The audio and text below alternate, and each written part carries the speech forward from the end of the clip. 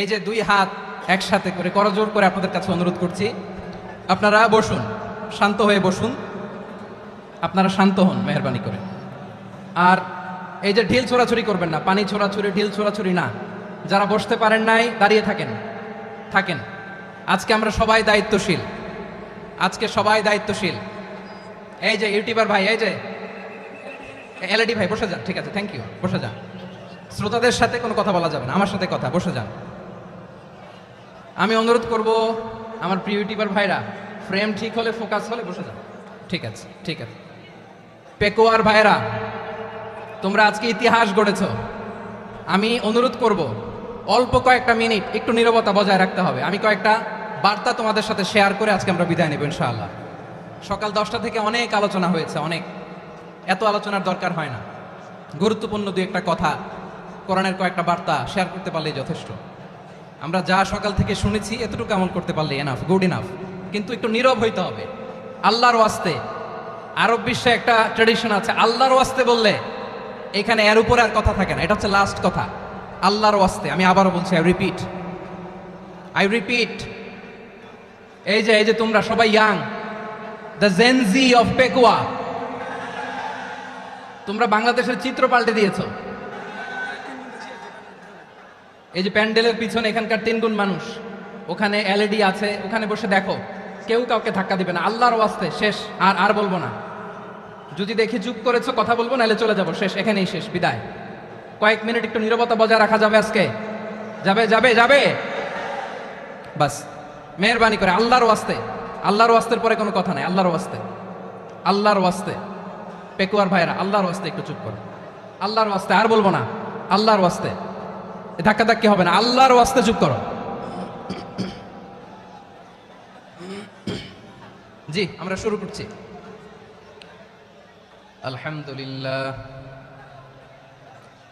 আলহামদুলিল্লাহ নাহমাদুহু ওয়া নাস্তাঈনুহু ওয়া নাস্তাগফিরুহু ওয়া নু'মিনু বিহি ওয়া নাতাওয়াক্কালু আলাইহি ওয়া নাউযু বিল্লাহি মিন শুরুরি আনফুসিনা ومن سيئات أعمالنا من يهده الله فلا مضل له ومن يضلل فلا هادي له أي فلن تجد له وليا مرشدا ونشهد أن لا إله إلا الله وحده لا شريك له هو الذي لا ضد له ولا ند له لا مثل له ولا مثيل له لا وزير له ولا كفيل له لا شبه له ولا شبيه له لا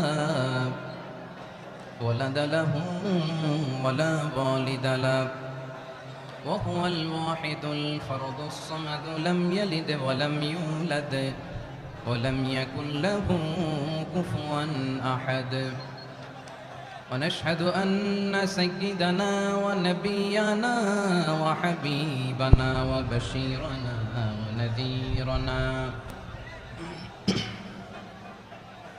وطبيبنا وطبيب أرواحنا وحبيبنا وحبيب ربنا محمدا عبد الله ورسوله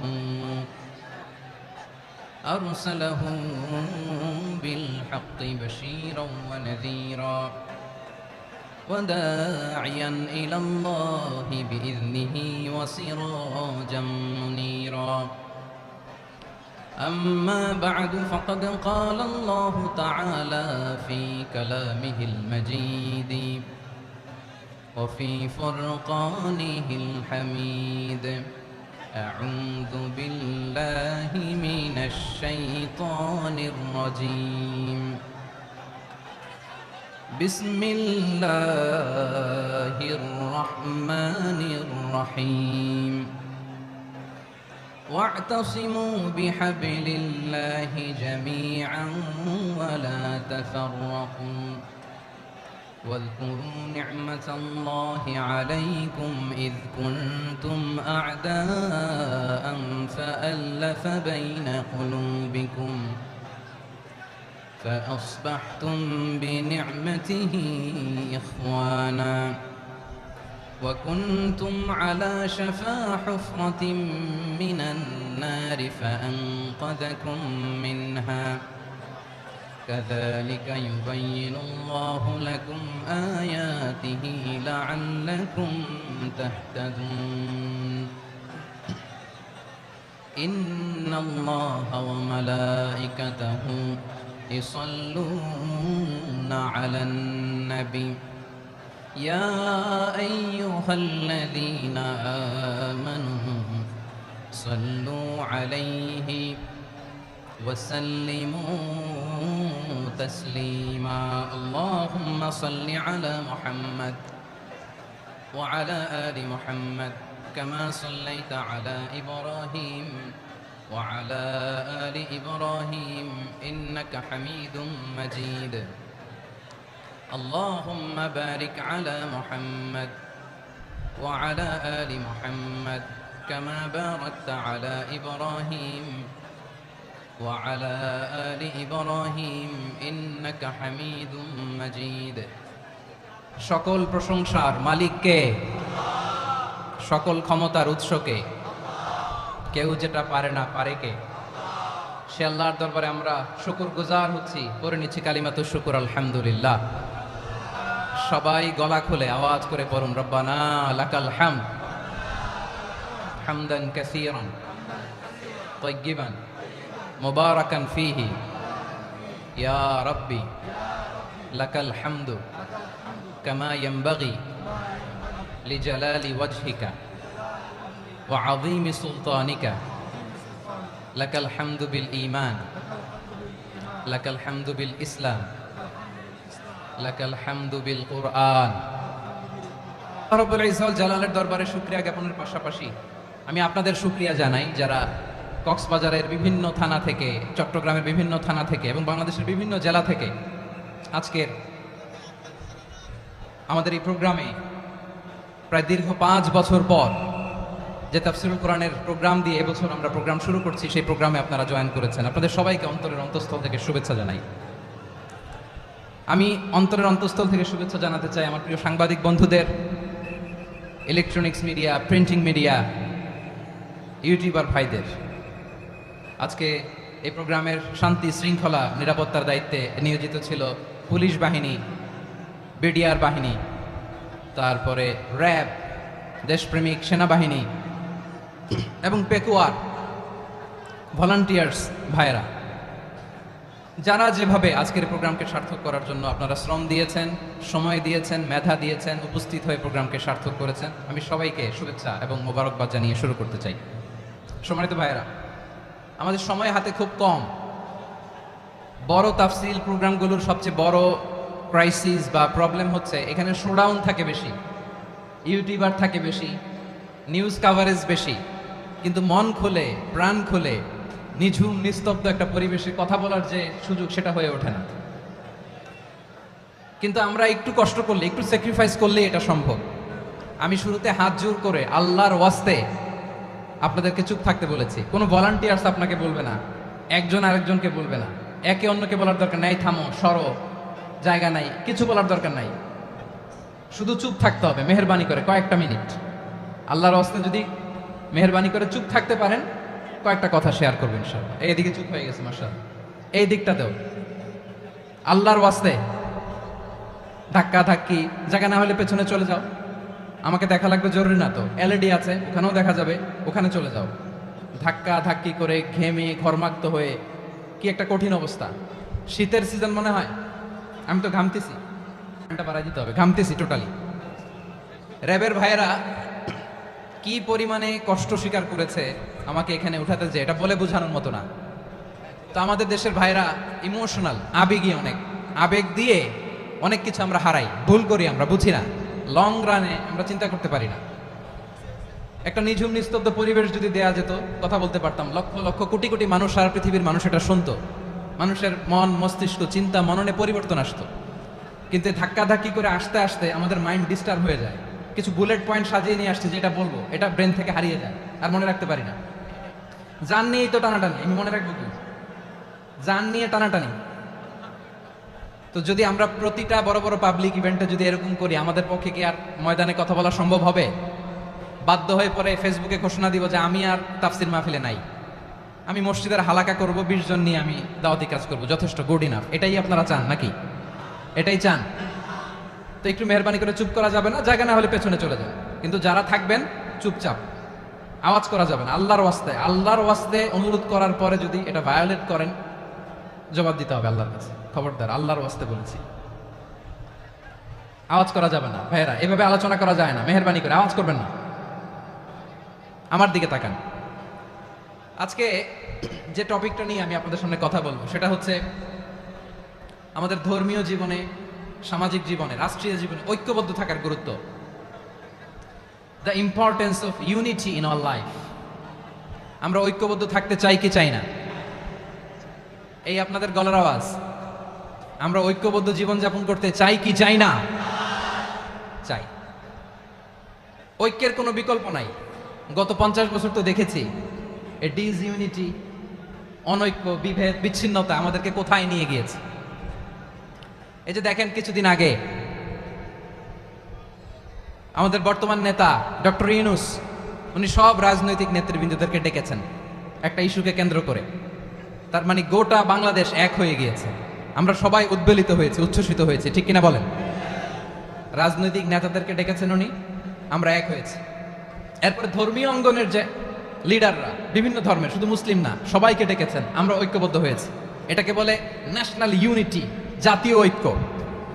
যে কোনো ধরনের কনস্পাইরেসি, ষড়যন্ত্র, আধিপত্যবাদ মোকাবেলায় জাতীয় ঐক্যের চেয়ে মোক্ষম হাতিয়ার আর নাই। আমাদের একটা প্রতিবেশী দেশ আছে, আমরা আমাদের দেশ নিয়ে যত ভাবি তারা তার চেয়ে বেশি ভাবে।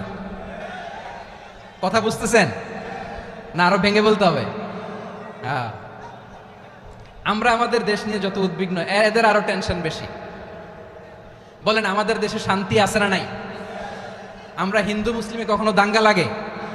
আসতে বলেন, কেন লাগে? ওদের পূজা পার্বণে আমাদের মাদ্রাসার ছেলেরা যে পাহারা দেয়, চিল্লায় বলেন ঠিক কিনা? আমাদের তাফসির মাহফিলের সময় ওরা ডিস্টার্ব করে, ঢোল বাজায় না। ওদের পূজা পার্বণের সময় আমাদের তাফসির মাহফিলের ডেট হলে আমরা চেঞ্জ করে দেই। সুবহানাল্লাহ, কি সাম্প্রদায়িক সম্প্রীতির রোল মডেল। আর ওই বাংলাদেশের ব্যাপারে তারা অনেক ডিসইনফরমেশন ছড়াচ্ছিল। ভারতের অনেকগুলো গণমাধ্যম, আমি জেনারেলাইজ করবো না, আমাদের প্রতিবেশী দেশের সব গণমাধ্যমকে আমি দোষ দিতে চাই না, অনেকগুলো গণমাধ্যম তারা ডিসইনফরমেশন শেয়ার করেছে।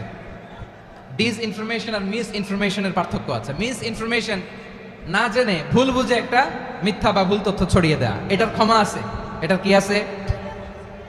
আর ডিসইনফরমেশন মানে ইচ্ছা করে, প্ল্যান করে, ম্যাপ করে, ছক এঁকে মিথ্যা, গুজব, রটনা সোশ্যাল মিডিয়ায় ছড়ানো, এটার ক্ষমা আছে?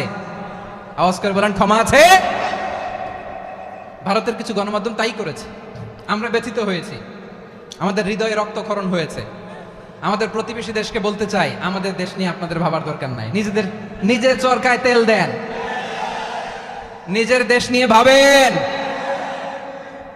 গত মাসের ভয়েস অফ আমেরিকার রিপোর্ট, বাংলাদেশে সংখ্যালঘু জনগোষ্ঠী আগের চেয়ে বেশি নিরাপত্তা পাচ্ছে। Report voice of America, Muslim report নাকি? মুসলিম জরিপ, ভয়েস অফ আমেরিকা। কথা বুঝে নাই বোধহয়।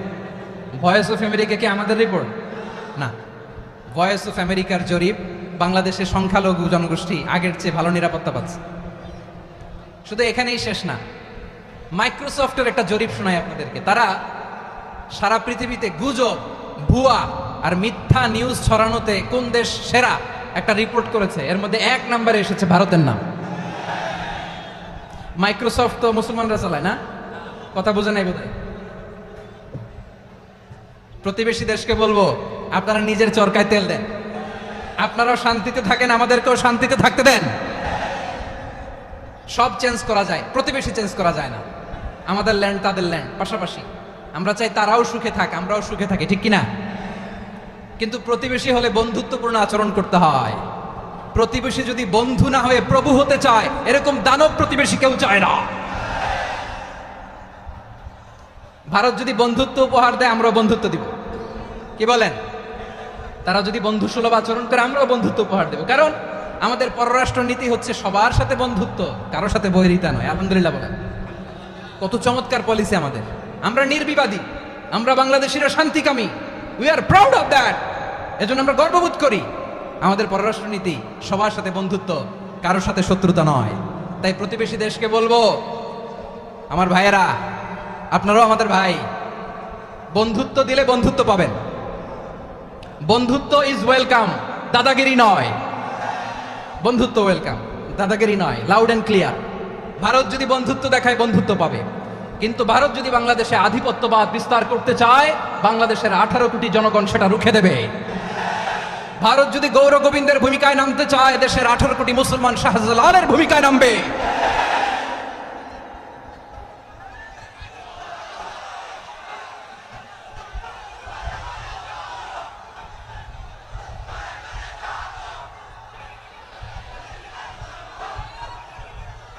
প্রিয় ভাইয়েরা, আমরা বন্ধুত্বে বিশ্বাসী, শত্রুতায় নয়, ঠিক কিনা বলেন?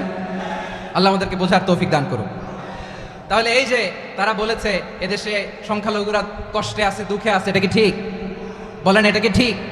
না, তারা ডিসইনফরমেশন শেয়ার করেছে, এটা ঠিক নয়। আমার প্রতিবেশী বন্ধু রাষ্ট্রকে বলবো, আপনারা এটা করবেন না, এটা করবেন না। আমরা শান্তিতে আছি, আপনারাও শান্তিতে থাকেন, আমাদেরকেও শান্তিতে থাকতে দেন। এই যে চিটাগাংয়ের অ্যাডভোকেট আলিফ হত্যাকাণ্ডে গোটা বাংলাদেশ আমরা ধৈর্যের পরাকাষ্ঠা দেখিয়েছে, চিল্লায় বলেন ঠিক কিনা? আমাদের নেতা আমাদেরকে ডেকেছে, আমরা শান্ত থেকেছি। আমরা শান্ত থাকতে চাই, আমরা ঐক্যবদ্ধ থাকতে চাই। যে কোনো ষড়যন্ত্র রুখে দেওয়ার জন্য ঐক্যবদ্ধ প্রচেষ্টার কোনো বিকল্প নাই। তাই আজকের আলোচনার ছোট্ট একটা টপিক আমি শিরোনাম ঠিক করেছি, আমাদের জীবনে, সমাজ জীবনে, ধর্মীয় জীবনে, রাষ্ট্রীয় জীবনে ঐক্যবদ্ধ থাকার গুরুত্ব। এবার আওয়াজ করে পেকুয়ার ভাইয়েরা বলেন, আমরা ঐক্যবদ্ধ জীবনযাপন করতে চাই কি চাই না? আল্লাহ তাআলা সে নির্দেশনাই দিচ্ছেন।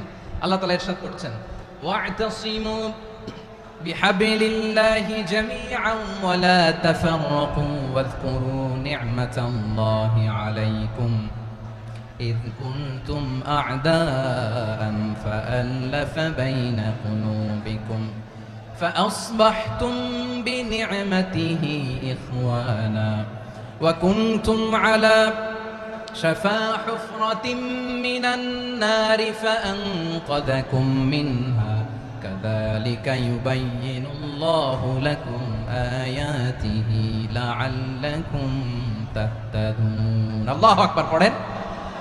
আল্লাহ বললেন, ও গোলামেরা শোনো, ওয়া'তাসিমু বিহাবলিল্লাহি জামিআ, ও আমার গোলামেরা সবাই মিলে আল্লাহর রশিকে আঁকড়ে ধরো। আল্লাহর রশি হলো ইসলাম, আল্লাহর রশি হলো কোরআন।